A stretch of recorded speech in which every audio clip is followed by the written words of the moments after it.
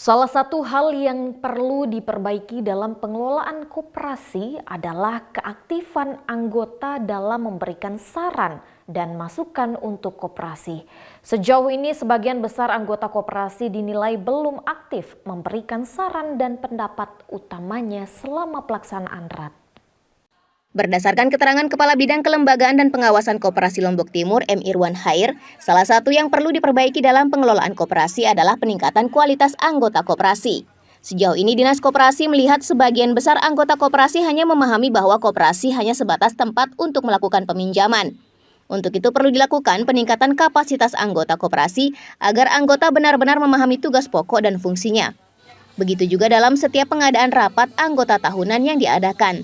Sebagian besar anggota masih belum mampu memberikan saran dan pendapatnya atas laporan yang dipaparkan oleh pengurus koperasi.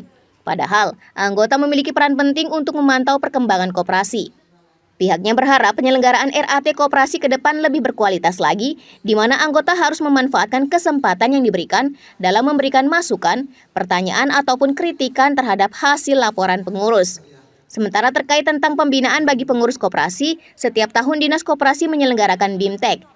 Dan pada tahun ini fokus BIMTEK yang diberikan terkait pembuatan akuntansi dan laporan pertanggungjawaban koperasi, yang mana dalam hal ini pengurus dibekali kembali bagaimana cara membuat laporan keuangan yang terdiri dari laporan pendapatan hasil usaha, laporan arus kas, dan laporan modal. Ada beberapa hal yang kami temukan di lapangan. Yang pertama tentu saja peningkatan kapasitas dari anggota koperasi. Tentu kita berharap ideal. Anggota koperasi itu tidak sekedar merasa koperasi itu tempat nyimpen, itu tempat minjam, yang utama tempat minjam malah. Ada hal yang lebih ideal yang harus kita tinggalkan adalah pemahaman tentang keanggotaan sebagai anggota koperasi.